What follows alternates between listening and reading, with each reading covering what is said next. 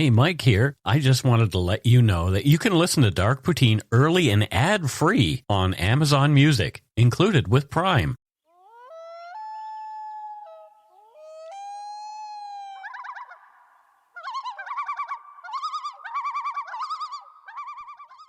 Hello and welcome to Dark Poutine. I'm Mike Browne, your creator and host. With me this week is Carol, my wife. Say hello, Carol. Hi, how's it going? It's going pretty good. I guess you're not asking me, are you? I am. Yeah. I know, I've seen you around the clock, but still, anything can happen at any minute. It's true. Yep. The views, information, and opinions expressed during the Dark Poutine podcast are solely those of the producer and do not necessarily represent those of Curious Cast, its affiliate, Global News, nor their parent company, Chorus Entertainment. Dark Poutine is not for the faint of heart or squeamish. Our content is often intense and some listeners may find it disturbing.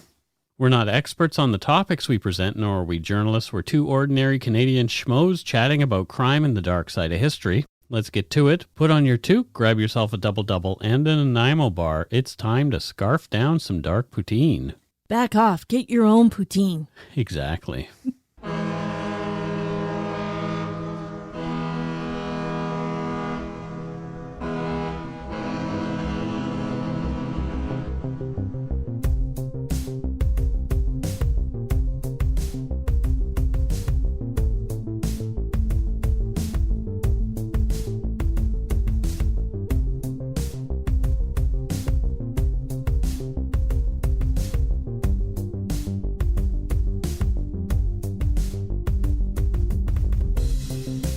Listeners who feel they are in crisis can contact the crisis text line in Canada by texting HOME to 686868.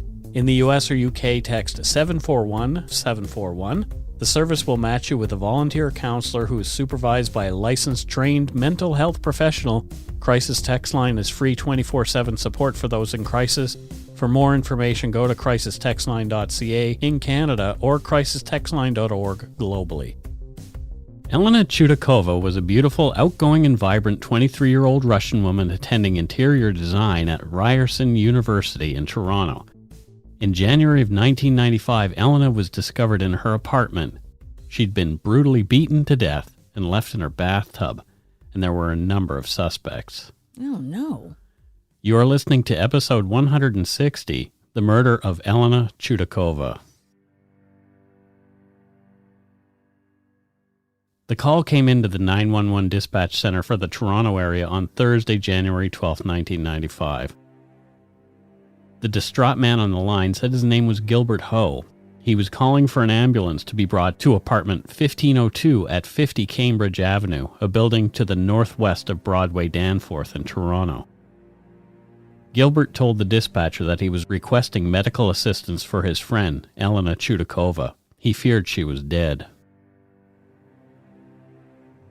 Gilbert said that after trying to contact Elena for 3 days, he asked the rental manager of the building, Mr. Vieira, to let him into her apartment. As Gilbert had helped Elena get the apartment, his name was on the lease, so Mr. Vieira agreed to let he and his friend Mark into Ms. Tchoudakova's apartment. It was odd. When Mr. Vieira had put the key into the lock, he realized the door was already unlocked. What's going on? Gilbert said that when they entered, they found Elena in her bathtub, not breathing. He said there was a lot of blood everywhere and that she had very angry bruises on her face. After the dispatcher asked if there were signs of a struggle, Gilbert told the dispatcher that there was blood all over Elena's bedroom, her bed sheets and clothes had been strewn all over the room.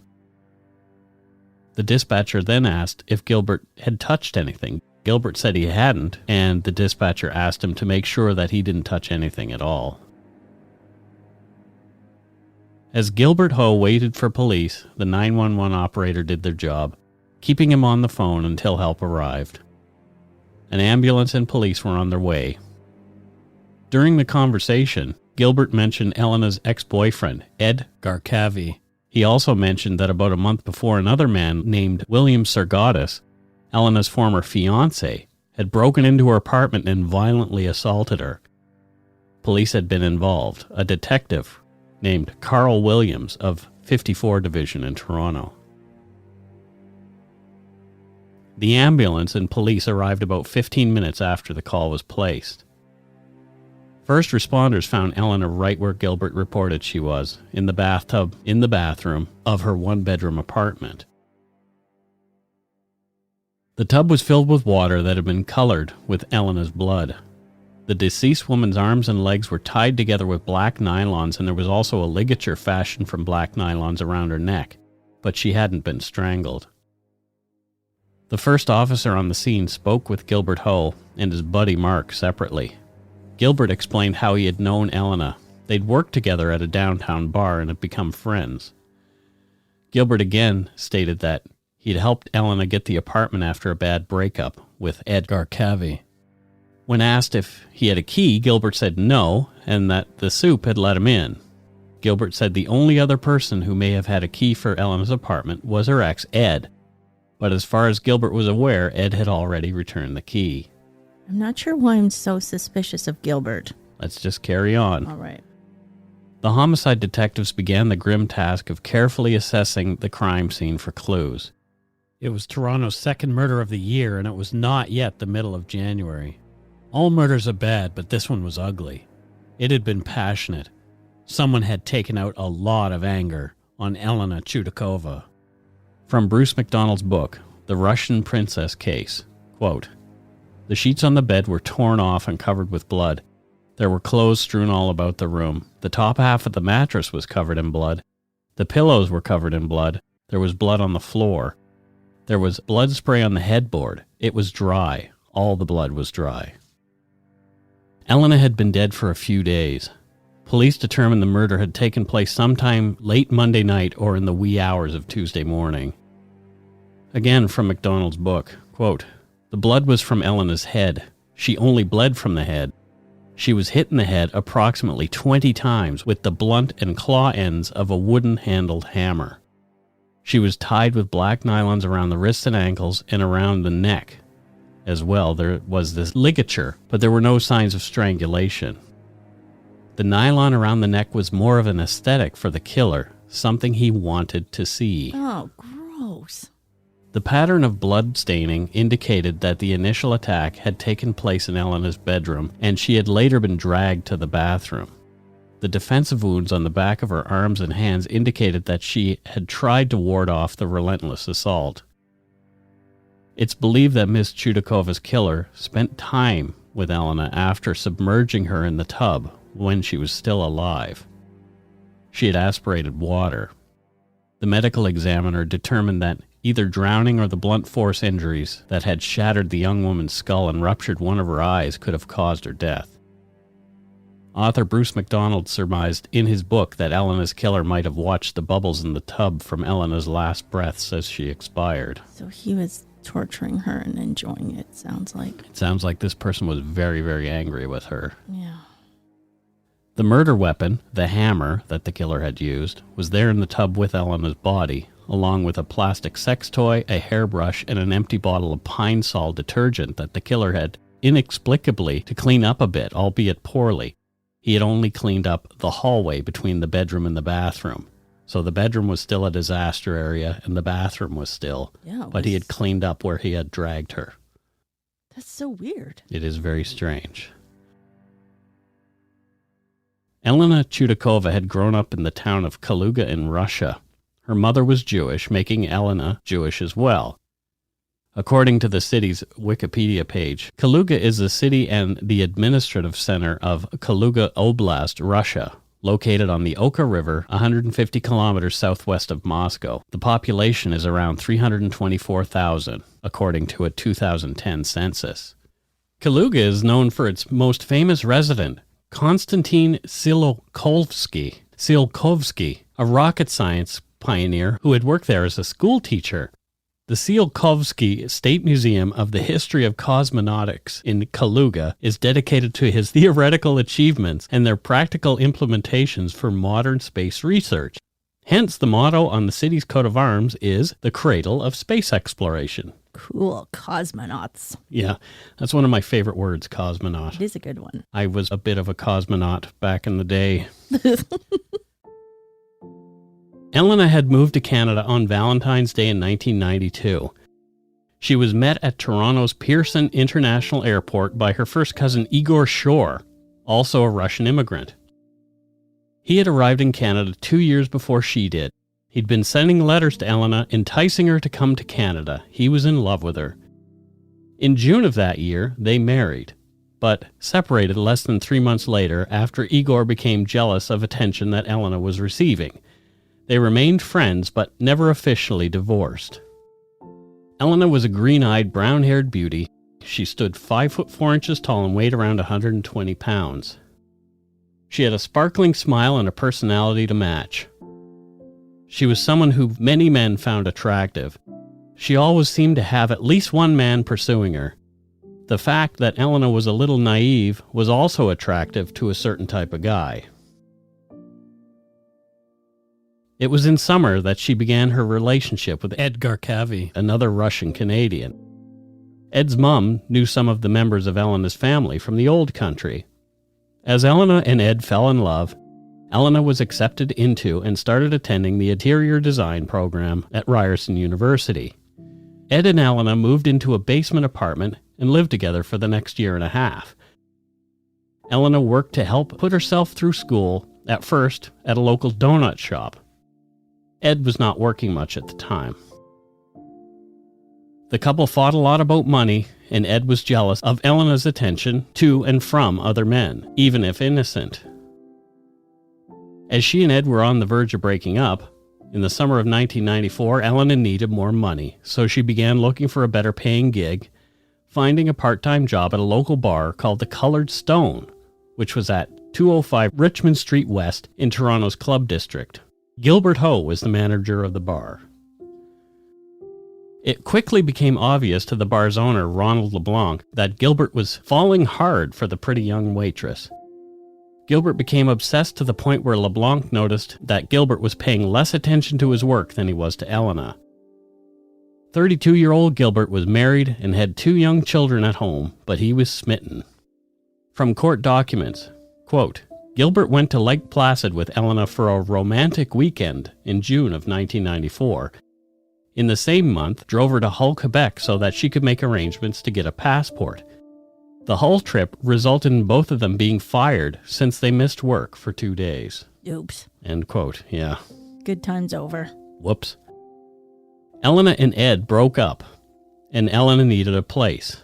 On July 28, 1994, after Gilbert and Elena were fired, they rented the one-bedroom apartment at 50 Cambridge Avenue, signing the lease as co-tenants from August 1st, 94 to July 31st, 95, so a year lease. The apartment was to be Elena's home. Gilbert continued living with his wife and kids while assuming responsibility for paying Elena's rent of $678 monthly. Gilbert lied about his employment and financial situation to the rental agency so he could get the apartment for Elena. Gilbert claimed he was making $75,000 annually and that Elena was making an annual salary of $22,000. As a matter of fact, he was receiving employment insurance benefits that were just about to run out and social assistance was going to be next. Gilbert used his meager savings to put together the cash for the first and last month's rent for Elena's apartment and to support her financially. Gilbert also provided post-dated checks for the months of September, October, November, and December of 1994.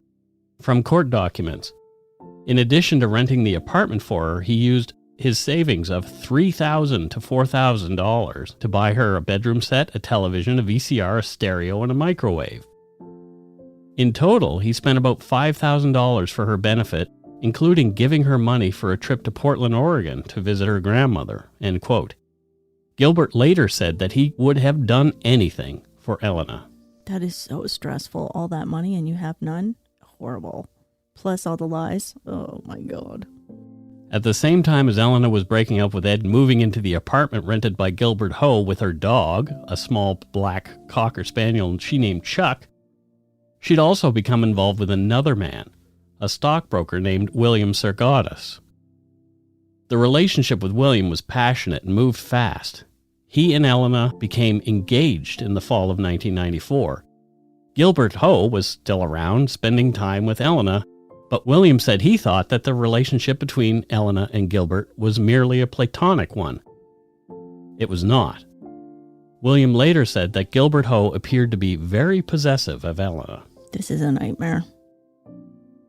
No one knew that Elena's relationship with Gilbert Ho was a sexual one, but Gilbert knew about Elena's sexual involvement with other men, and that she was continuing her relationship with Ed Garcavi. Gilbert said he was in love and wanted to marry Elena, but Elena told Gilbert she was unwilling to commit to him and wanted to keep their relationship more, quote, recreational. From court documents, quote, Mr. Sergatis described his own relationship with Elena Tchoudakova as increasingly volatile. Their engagement was terminated in December of 1994 after a serious argument. William Sergatis tried to kick down Elena Tchoudakova's apartment door, eventually using a sledgehammer to recover the engagement ring that he had given her. Once inside, he threatened her with a pair of garden shears, pulled her hair, and demanded the return of the ring.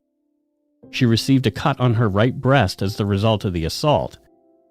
Elena Tchoudakova was very upset after this incident and changed her phone number, end quote. That is intense. Shows up with a sledgehammer? Oh my God. Bashes the door down and comes in with garden shears. Yeah. Saying, give me that ring. Here's the ring. Go. And you can imagine what he was saying with the garden shears, like, get it off your finger, I'm going to cut it off. A nightmare. Yeah. Oh my God.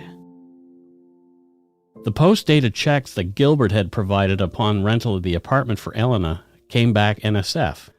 Gilbert Ho didn't have the cash to cover the rental, and now he was being called to task for it. Yeah. From court documents, in October 1994, the landlord started eviction proceedings for non-payment of rent. These were temporarily delayed as a result of Mr. Ho complaining of problems in the apartment. The eviction was reactivated in December. So I'm not paying rent because you guys aren't fixing certain things. So it was just, he was doing that to buy time. Yeah, just putting it off. You're not making $75,000 a year on employment insurance. Know that for sure. Yeah, especially in 1994. No. It was much less than it is now. Mm-hmm. So Elena needed to get away for a bit. So a female friend of hers from school invited her to come over and stay with her for Christmas. As Gilbert couldn't do it, Ed Garcavi stayed in the apartment with Elena's dog while she was away. Ed and Elena had been seeing each other off and on again. They couldn't seem to stay away from each other. When Elena came home just after the new year in 1995, she and Ed spent some time together, trying to rekindle their relationship. They slept together for the last time on Friday, January 6, 1995. 2 days after that, they decided their relationship was irretrievably broken and decided to call it quits. They had their last telephone conversation at 2 a.m. that morning. In the meantime, Gilbert had been made aware that he and Elena were to be evicted midday on January 10, 1995, from court documents. On Monday morning, January 9, 1995, Mr. Ho called the landlord hoping to delay the eviction. The landlord's agent advised him that when the sheriff came, Mr. Ho would be allowed to gather some possessions and then the door would be locked. When the sheriff did not arrive at noon that day, Mr. Ho thought the eviction might take place the next day. Gilbert claimed he went to the apartment to spend the day with Elena so he could help her with a project for school and fill out documents she needed to divorce Igor Shore, who had since moved to Calgary. If Elena were divorced, she would have more access to student loans. In Gilbert's mind, this would also free her to marry him as he so badly wanted. Elena called Igor at around 6:45 p.m. to explain her need for a divorce. Their conversation was amicable, and Igor later said she seemed calm and unconcerned. Gilbert and Elena ate dinner after the phone call to Igor. According to Gilbert, after dinner they returned to working on Elena's project and the divorce papers until around 12:15 a.m. Elena took a shower as Gilbert took Chuck for a walk. The events of that night, according to Gilbert Ho, come from court documents. Quote, Mr. Ho claimed that when he returned to the apartment 15 minutes later, Miss Tchoudakova was in bed. He undressed and joined her in bed. Miss Tchoudakova told him she did not wish to have intercourse. They gave each other a massage for almost an hour. At about 1:30 a.m., Miss Tchoudakova suddenly asked Mr. Ho what time it was, told him he had to go, and rushed him out of the apartment. Mr. Ho assumed she was expecting Mr. Garcavi, so he left immediately. Even though he did not ejaculate, he He told police he was not frustrated by the abruptness with which the sexual activity was terminated by Elena Tchoudakova. End quote. Gilbert Ho then claimed that Elena was very much alive when he left and took the last subway home around 2 a.m. that evening. And we will take a break right here. Okay. If you're looking for a smoking gun, I can absolutely guarantee you will not find it. In October 2001, a series of letters filled with a deadly powder called anthrax were dropped into the U.S. mail system. What started as an unprecedented case turned into an unsettling mystery. Who sent these deadly letters, and why? From Campside Media and Sony Music Entertainment, I'm Josh Dean, and this is Cover Up Season 4, The Anthrax Threat, available now.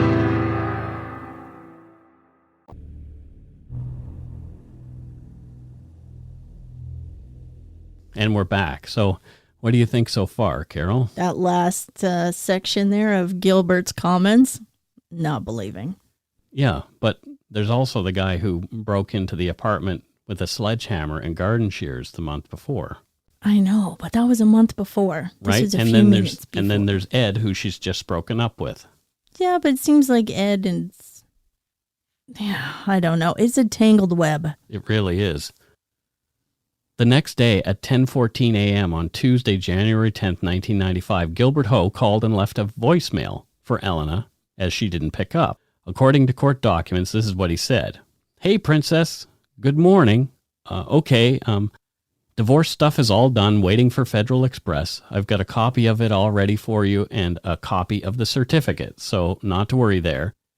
Okay, I hope you got the rent money, by the way, because otherwise we're going to get evicted. Or... you will. I don't. And he laughs. And now, the labels, okay, I don't have any clear labels with me, so if you need to get it by today, let me know, and I'll go out and buy some. Otherwise, we can photocopy it into clear stuff, like you said, at the place, and then I won't need to buy any. So he's talking about just regular things. Yeah, just a bunch of errands, it sounds like, that need to be done. Yep, and then he goes on to say, he's going to pick her up some Coke because she likes Coca-Cola, and then he says, bye, sweetie, talk to you later, see ya. Gilbert showed up with groceries that same day at about 2:30 p.m., and he hung around the rental office waiting for Elena as she was not answering Gilbert's repeated attempts at calling her through the building's intercom. Gilbert spent almost 2.5 hours regaling the rental manager, Mr. Vieira, with intimate details of Elena's, quote, sexual practices and his frustration with the relationship. As the office was closing at 5 p.m. and Elena still seemed to be out, Vieira offered to keep Gilbert's groceries in the office's small refrigerator until Gilbert or Elena picked them up the next day. Gilbert left as the office closed. And what was odd about that is that Gilbert typically would just hang around in the lobby. He wouldn't hang around in the rental office. Mm-hmm. Also, what's odd is he's talking about his girlfriend's sexual behaviors. That's right. See, I would be the worst cop or the best cop. I don't know. From court documents, Gilbert Ho and Edward Garcavi went to Elena's apartment together on Wednesday, January 11th. They looked through the mail slot and saw the dog and an open balcony door, but Ed said that they did not try to open the door because they knew that Elena did not like to be surprised. Ed then called the school that Elena attended and was told mistakenly that she and a colleague were talking to a teacher. As a result of that information, Ed and Gilbert stopped the search for that day. So Ed just thought maybe she's at school, maybe she's just taking a break from all of us for the time being. Could be. Her life's very stressful. But it's interesting. Gilbert and Ed are friends. They know about each other. I guess Ed didn't know that Gilbert was having a sexual relationship with Elena, but it's very interesting. They all just know each other. On January 12th, it was Ed Garcavi who had initiated the search for Elena Tchoudakova. Ed called a mutual friend, Mark Millman, who also expressed he had not heard from Elena and spoke to Gilbert Ho about her earlier in the week. Mark then called Gilbert, who agreed to meet him at 50 Cambridge Avenue so he could gain access to Elena's apartment with Gilbert, the co-lessee. That's when they found poor Elena's body and called the police. The fact that Elena had so many close male acquaintances in her life made for a complex investigation. Yeah, I was just thinking that. Oh, how to sort it all out. There were some fingerprints at the scene belonging to Elena and Gilbert, including in the bathroom on the hot water tap. Gilbert's prints were also on a hacksaw handle in the toolbox that was found on Elena's balcony. It was assumed that her killer had retrieved the hammer from that toolbox. Gilbert did not deny having been there on the evening of January 9th, and many times before, it would follow that his fingerprints were in the apartment. So it wasn't unusual for him to be there and to be touching stuff. No. He was the co-lessee, so he may have even used things in the toolbox to fix something around the place. Yeah, trying to be helpful. Mm-hmm.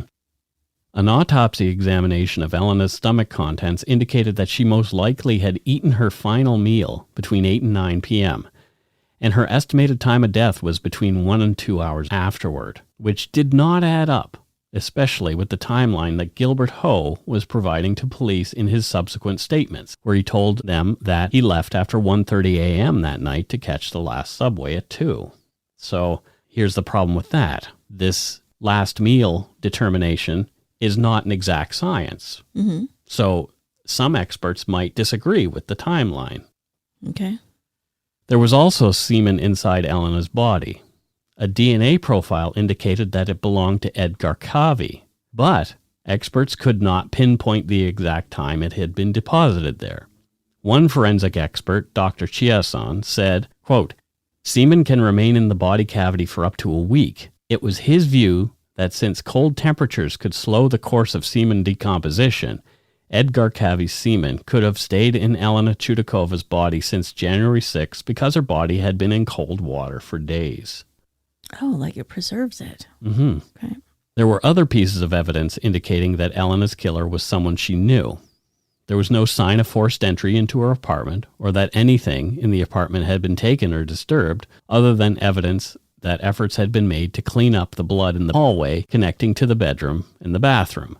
Whoever killed Elena Tchoudakova was sufficiently familiar with the apartment to know where the hammer, her sex toy, and her nylons were kept. Police looked at William Sargatis hard as a suspect in Elena's murder. It was William, after all, who had broken into Elena's apartment with the sledgehammer and garden shears only a month before her murder, demanding his ring back. Jealousy was not his only motive either. The assault charges that Elena had brought against him also jeopardized his bid for a lucrative working visa into the United States. Elena had also expressed her fears of William's violence to a classmate at Ryerson only days before she died. The problem with the William Sargatis theory is that he was out with a friend, watching a movie, Pulp Fiction, until around 1:30 a.m. on the night that Elena was killed, which was outside the possible time of death as given by the one pathologist. Okay. Edgar Cavi also said that he'd been at home watching a movie he had rented, Maverick, starring Mel Gibson and Jodie Foster. He'd fallen asleep after and was awakened by the owner of the home, a friend of his named Andrea, as she returned home from working the night shift. There was a piece of evidence that investigators believed might help to identify Elena's killer. She had a bite mark on her left breast that appeared to have been made around the same time of the blunt force injuries to her head. 3 different forensic experts concluded that the amount of force required to leave such a mark on the victim would have been significant and extreme. It had not been gentle. Dental impressions were made of the main suspects in the case, Ed William and Gilbert Ho. Upon comparison with the marks on Elena's breast, the best match was Gilbert Ho.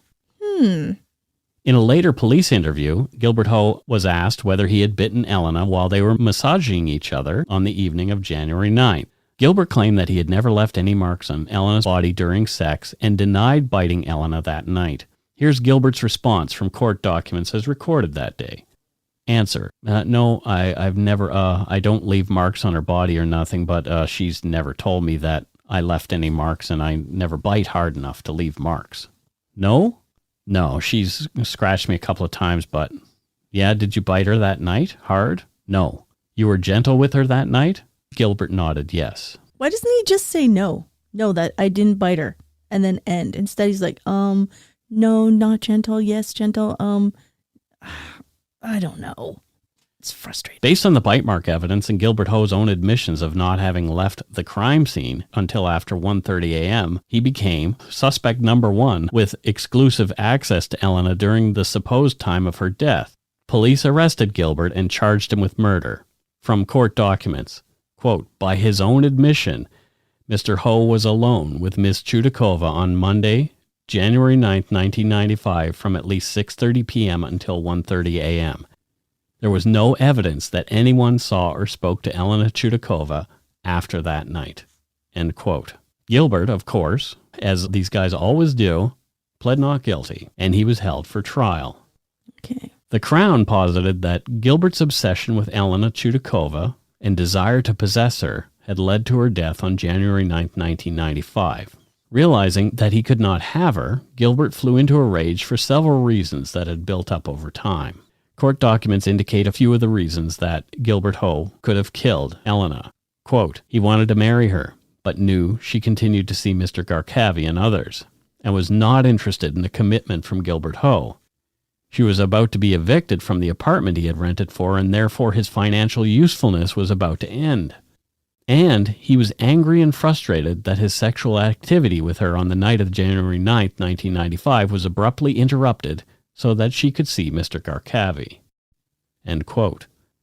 The Crown pointed to Gilbert's flippant, nonchalant attitude on the multiple voicemails that he'd left for Elena after the crime as a means of covering up his guilt.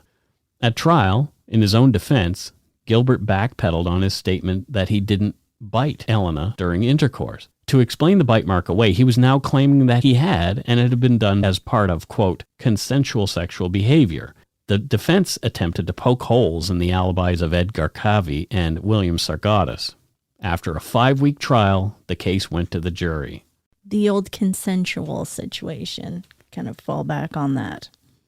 After 17 hours of deliberation, the jury came back with a verdict, finding Gilbert Ho guilty of first-degree murder in the death of Elena Tchoudakova.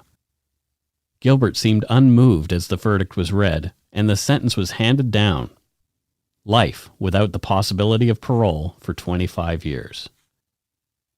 On Saturday, June 22, 1996, the Toronto Sun ran a story on Gilbert's conviction for murdering Elena. It read in part, quote, it was a case of fatal attraction, said homicide detective Sergeant Mike Hamill. If he couldn't have her, nobody else would. We suspected him from day one. If you look at a profile of these killers, he was the perfect suspect.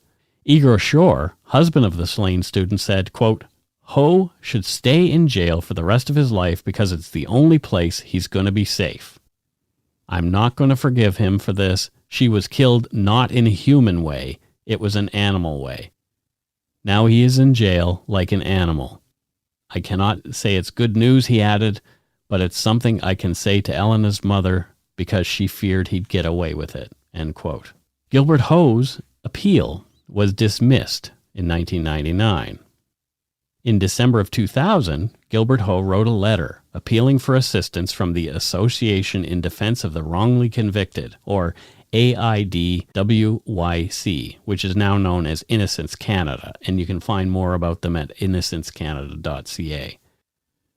According to Wikipedia, Innocence Canada is, quote, a Canadian non-profit legal organization based in Toronto. Innocence Canada identifies advocates for and helps exonerate individuals who have been convicted of a serious crime which they did not commit, and preventing future wrongful convictions through education and justice system reform. Innocence Canada has been involved in high-profile exonerations, including those of David Milgaard, Guy Paul Morin, and Stephen Truscott, cases we have yet to cover on this show, but we're going to get to them. It's unknown whether they took on this case, but Gilbert was still in prison as of 2017. The last article I could find about Gilbert Ho and Elena Tchoudakova was in the Toronto Star on Sunday, November 5th, 2017. It was written by staff reporter Alex McKean and is titled, Can a Theatre Program Help Rehabilitate Ontario Prisoners? In it are photos of prisoners in a play from the gymnasium turned theater at Beaver Creek Minimum Institution, one of whom is Gilbert Ho. The program is called On Track, and it's spelled ONTRAC. An arts program for prisoners with the hope of assisting them in their bid to reintegrate into society at some point. The article quotes Gilbert Ho. It reads, Gilbert Ho said On Track helped him deal with the, quote, stigma associated with being in prison. he was sentenced to life for first-degree murder in the 1995 killing of 23-year-old Elena Tchoudakova. Theater, Ho said, requires structure, discipline, and empathy. This is a good way to kind of bring us back to a childhood state and build us back up again and teach us this is how you interact with people, he said. I've got good support out there, and I'm grateful for my family, the father of two said. Some people, they don't have the support out there. So when an institution recognizes that they need to do that, that's a huge step, end quote. So Gilbert feels he's stigmatized by being in jail. If he's guilty of murdering Elena Tchoudakova, that's probably the last thing that he should be worrying about. Yeah.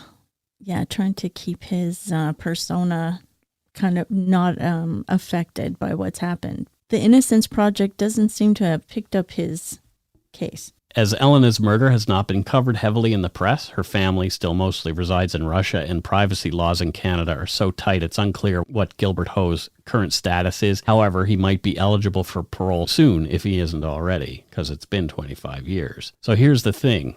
Bite mark evidence is now, as we've learned in a few different documentaries and some things that I've read, it isn't the strongest thing. No, it was in one particular case, but now it seems like it's not exactly as accurate as they had thought. Mm-hmm. So it was Ted Bundy was the first person to really have the bite mark evidence tested in a legal way. But the Ted Bundy case is the highest profile case to have had the bite mark evidence tested and affirmed.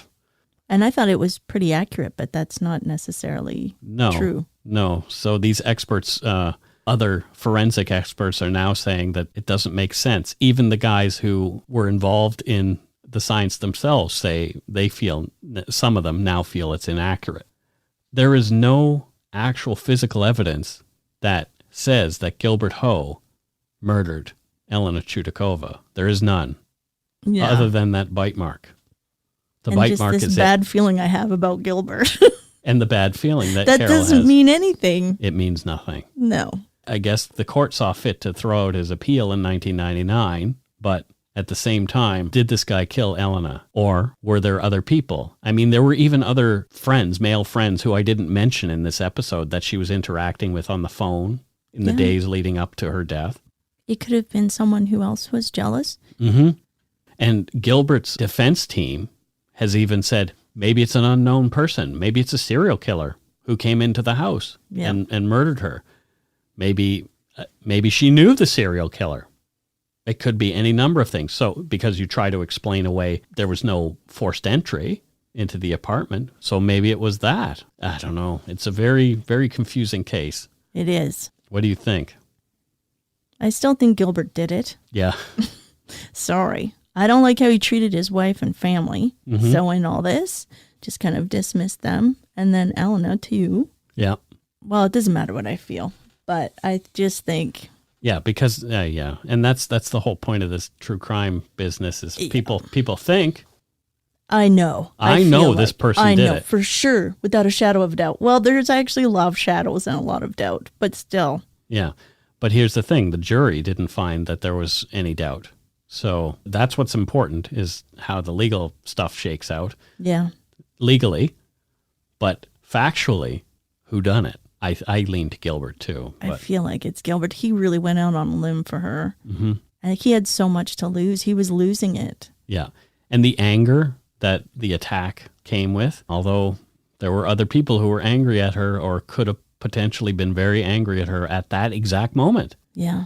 At that point in time. Her fiance with the permit that could have been denied, that would have, once money's involved too, like that. And even Ed admitted that their relationship was volatile. Yeah. So I don't get a bad feeling about Edgar Cavey at all. I think Ed actually loved Elena. They were actually in love and they just couldn't make it work. Yeah. So rough. It's terrible to try to sort this out. Plus her family's not even in the country. No. Then they're not here to defend her at parole hearings or anything like that. So it's potential that Gilbert's going to get out at some point. If he's not already, we don't know. Yeah, we don't know. Yeah. So that's it for this week's case. That was intense. Poor Elena. Right? I hope Chuck was okay. Seemed like someone's taking care of Chuck. And that was interesting too. It's like somebody cared enough maybe to leave the balcony door open so Chuck could go out onto the balcony and do his business. Yeah. So it was somebody who cared about the dog. Yeah. I just felt a whole bunch of different weird things about this one. Very, very interesting. All right, I guess it is time for us to move on to voicemails. And if you voicemail. Excellent. If you want to leave us one, you can do so at 1-877-327-5786 or 1-877-DARK-PTN. And let's see who called us this week. If anybody. Did anybody call us? Maybe they just called and hung up. Maybe people just called us and hung up. I think they did. It's a crank call. No, I don't think there were crank calls, but... Who crank called Dark Poutine? Yeah, why would you crank call Dark Poutine? Here's one there's lots of reasons. Okay, it looks like we might have to go back into the vaults this week. In the Wayback Machine. We're going in the Wayback Machine. We're going in the past. We're going into the past. Let's see. Hi, guys. Okay, so first of all, I recorded this message a few times and kept messing up what I wanted to say and re-recording it. And then when I finally had one that I was like, okay, this one, I didn't mess up anything, it cut me off saying it was too long. So that's where we're at. So you know what? This is it. This is the final one. Hopefully I can say everything I need to say really fast. My name is Heather. I'm from Edmonton, Alberta, Canada. I'm going to make this really fast. So sorry if I talk fast. Thank you. Thank you for everything you guys have done. Thank you for doing this podcast and continuing it through these hard times. It's meant a lot to me to have some normalcy in my life of listening to you guys, as I'm sure it has others. I started listening to your podcast about 2 years ago when I was driving across Canada and back. There was very sketchy or limited or zero radio and cell phone signal across a lot of the Trans-Canada Highway, and specifically in the Canadian Shield over in Northern Ontario and such. So I absolutely, you guys got me through that whole trip and it was awesome. You also got me through really long work commutes back and forth, just and stop and go traffic in the early morning hours when I really needed a little pick me up. So I just want to say thank you so much. And I also want to thank you guys for having a really straightforward podcast. You do have some banter, of course, and we really enjoy that as listeners, but it's nice that you kind of focus mainly on the story and there isn't 1 billion million ads and there isn't so much banter between you guys that we can't even focus on the story. I really like that it's really focused on the story. And just thank you for being you. And I super appreciate hearing your guys' voice. It always brings me to a place that I recognize and something comfortable, which is really important right now, especially with the current times. So thank you, and I hope you guys have a lovely holiday. And yeah, just all the best wishes to you moving forward, and I'm super excited to continue to listen to your podcast. Thanks so much, guys. Bye. Wow, that was nice. So nice. Very nice. Oh, yeah. You're welcome. Yeah. Thanks for leaving that nice message. Thank you for your voicemails. Thanks, you guys. Please don't forget, you can call us 1-877-327-5786 or 1-877-DARK-PTN. We really do want to hear from you. Please, somebody call. Call us. Call me. Call me. I'm so desperate to hear some voices. It's the end of January. It's the end of January, and it's the 1st of February. Oh, it is. We need to hear some voices. Please, are you out there? Are you out there? I don't know what day it is anymore. Is there anybody out there? Am I supposed to be on the couch or am I supposed to be down in the basement? I don't know. I can't tell anymore. No, I just get lost as far as days go. I forget the days. You forget the days? I forget the days. What day is it, Carol? What days? day? Days. What day? All right. So, it is time for Patreon. Patreon. Patreon, what? Yep, exactly. I'm ready. So first up, from Mustang, Oklahoma. Mustang? Mustang. We have Michelle Chamberlain. Michelle Chamberlain. Thanks, Michelle. Michelle? And what does Michelle Chamberlain do in Mustang, Oklahoma? She's a food scientist. Okay, what kind of food science? Is she like Chevy Chase and Exactly. That is her mentor. That's why she got into this. Clark Griswold? Exactly. Because he made some shellac.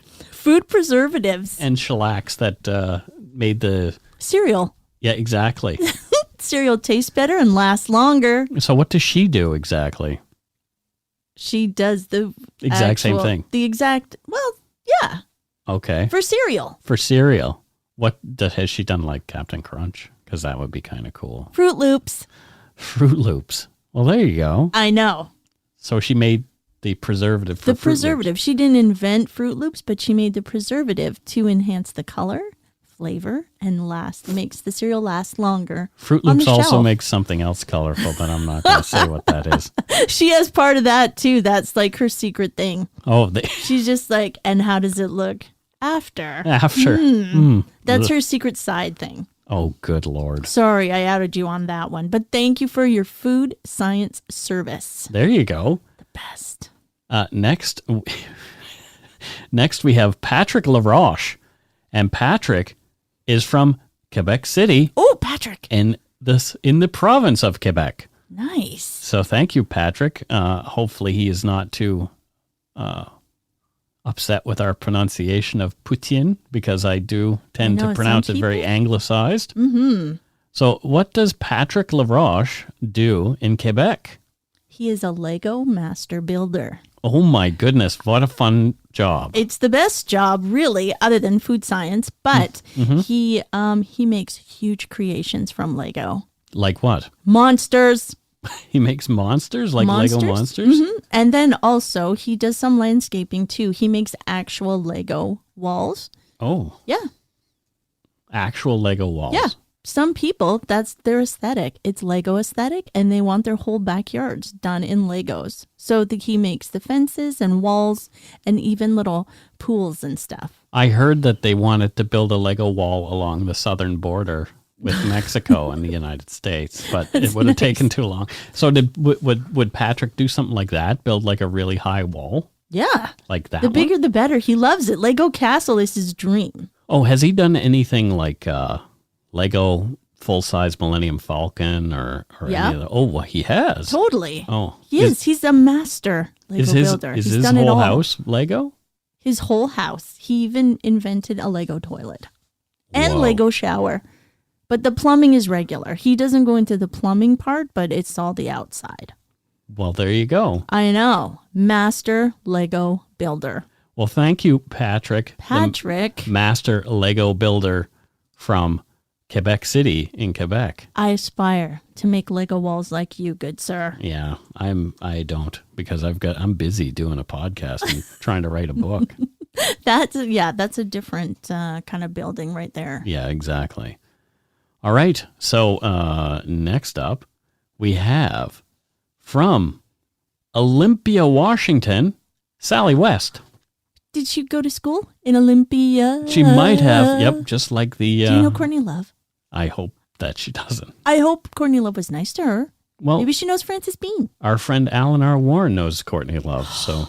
Yeah. He used to serve her at a coffee shop or something that he worked at. So cool. Yeah. And we saw Courtney Love punch Marilyn Manson in the head. We did. That was classic. And Carol told Courtney Love what time it was. After Kurt Cobain died. We went and visited the park. We could hear her yelling. And she says, "What fucking time is it?" And I yelled out the time. But for some reason, I don't remember what time now was. It was 2 p.m. It was 2 p.m.? Yeah. Yeah.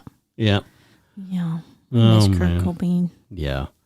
But anyway, what does Sally West do in Olympia, Washington? She's a zookeeper. Oh, I didn't know there was a zoo in Olympia. It's a private zoo. Oh. What happened? Just keep going. Oh, okay. You don't comment on that stuff. It's a private zoo, and she takes care of the elephants, especially the baby elephants. Oh, she takes care of baby elephants. Yes. Yeah. Well, how do you take care of baby elephants? Do you just have to find really big diapers for baby elephants? No. All they want is baths and to eat peanuts all day long. Oh. I have never gotten the chance to do it, but I really, really want to. I want to give an elephant peanuts from my hand and have them take it with their little trunk. I want that to happen so much. I don't know if somebody can make that happen for me. That would be amazing. Yeah, maybe someone at the Calgary Zoo. But you know what? There are zoo. I know. I was playing Animal Crossing with someone who does work at the Calgary Zoo. What?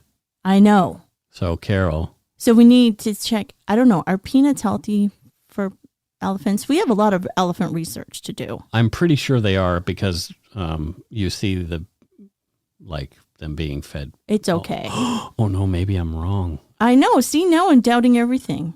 Maybe I'm wrong. That's okay. We'll ask the zookeeper in Oregon if it's okay. This could be terrible. I know. I don't want to. It could be one of those things. Like you don't feed a horse a whole apple. You have to chop it up. Yeah. Because they could swallow an apple whole and then choke. Yeah, you don't want your horse to choke. No. And then they'll poop out a whole apple too. I don't think that's how it works. So that's how you can make a horse cannon, is just give them whole apples. Oh, and they will PETA is swallow not them going to be and then, happy with us. And then no. So it's like a tennis ball gun except with a horse's ass. Speaking of horse's ass, I think I am. I think, yes. Oh, my. Well, there you go. So that's it for Patreon. Let's move on to donut money. We had some people give us some love donut-wise. A big donut love. Yeah, but first up we have Tara Becker. And Tara says, you both make me laugh so much. I'm from Los Angeles and have, thankfully, never met Borat. Aw, I would love to meet Borat. She says, I love baking and I'm starting to experiment with gluten-free and sugar-free recipes, so spot on. In my 29 years, I've had some eclectic jobs. I spent 8 years managing adult stores, a year as a trained wizard at the Wizarding World of Harry Potter, and currently help manage multiple storage facilities. No bodies yet, thank goodness. Love to you both. Sent by Tara Becker. Tara? So thank you, Tara from Los Angeles. We know you've had some weird jobs and managing multiple storage facilities. What's another weird job that Tara has had, Carol? Brewmaster. A brewmaster? Yeah, she makes beers. Makes beers. Yes, exactly. For all the groovy hipsters in LA. Drinking beers at the Wizarding World of Harry Potter. That's butterbeer. Yeah, that's right. All right. Yeah. So, Tara, I'm with you with the weird jobs. I've had lots of jobs. Well, I haven't had any weird jobs. Mike's had more weird jobs, but yeah. Yeah, I am a weird job guy. Oh, well. Also, manage storage lockers. I used to watch Storage Wars. I could not stop. Yeah, you love that show. I don't know why, because it's just like, what's in the locker? A bunch of junk. But then someone would find like a Picasso in there, or like rolls and rolls of cash, or a Picasso. That one guy found a Picasso in amongst all this junk. I don't think anybody could sort through my junk and find a Picasso in there. Not that junk? No, different junk. Junk in a storage locker junk. Oh, well, there may be junk in a storage locker. You never know. Yeah. Or they would open up the locker and there'd be nothing in there except for one little plastic bag. I always think about Walt from Breaking Bad. Oh, yeah. And his $1 billion in the storage locker. Just covered in a blue tarp. Yeah. Well, here's all your money. And his wife saying, there's no way to spend all this money. And he's just like, I don't care. I'm going to make more. Yeah, exactly. Just because now it's a game. Yeah, exactly. Yeah. Not because you need it like he used to in the beginning. Right, exactly. Yeah, we just spoiled Breaking Bad for everybody. Oh, sorry. Spoiler alert. Don't give a shit. If you haven't watched it yet, that's your problem. We've watched it through like 5 times. I love it. Still watch it. It's still good, even though you know what's going to happen. Yeah, exactly. It's really good. So, Tara, thank you. Yes. Keep those storage wars going. Exactly. And next up, we have our friend Sally Norris with a large donation saying, to Mike and Carol, with many thanks. As always, Sally N. Canadian flag, maple leaf, UK flag, upside down happy face, and 2 donuts before. Oh, Sally, we're going to be eating donuts for weeks. Well, Sally must have a lot of different jobs to keep us in donut money. So what is the other thing that I think Sally does, that you think Sally does? Because she's got to be doing something with her time. Dog walker. She's walking dogs. All day, every day, man. She is a power dog walker. Oh, there you go. Yeah. Yeah, that's She has insomnia, so she's able to like keep those just all those appointments open morning, noon, and night. walking dogs. Also, she loves dogs. Who doesn't love dogs? Who doesn't love dogs? Well, people who are allergic to them maybe don't love them. Maybe they still love them just from a distance. Distantly Didn't they love get the dog. Labradoodles then? Yeah, true. Yeah. You can get the hypoallergenic ones. Yeah. Labradoodle or the Bichon Frise is also. Oh, fancy. They are a nice little dog. But Sally loves all dogs. She walks all dogs morning, noon, and night. I love all dogs too. I like the way their little puppy bellies smell. Oh, just the top of their head. Little dogs. Yeah, I like little snorting. Exact- Snorting dogs are the best. Exactly. Well, thank you all to our patrons and Donut Money donors past and present for your help to keep us doing what we do. If you want to donate to Dark Poutine, you can become a patron at patreon.com/darkpoutine. Or for a one-time donation, you can send us donut money via PayPal at our email address, darkpoutine.podcast@gmail.com. If you don't already subscribe to the show, it mean a lot to us if you did. You can easily find us on any podcatcher, including iTunes, Stitcher, TuneIn, Spotify, or wherever else you get your on-demand audio. Check out darkpoutine.com for show notes and other cool stuff. I have to update it very badly. We're like 10 episodes behind. Whoa, But what? that's my fault. Please take the time to give Dark Poutine a like or a follow on Facebook and Instagram. Come on in and join the Umberyard. We are always welcoming new folks. Most importantly, thank you for listening and tell your friends about us. Word of mouth is a powerful thing. Until we return, don't forget to be a good egg and not a bad apple. Have a good evening, afternoon, morning, wherever you're listening. Exactly. Whatever day, time, place. Does it matter now? It We matters don't know not. where we are. We don't even know where we are. We don't know, but wherever you are, be there. Okay. Whoa. Bye. Bye.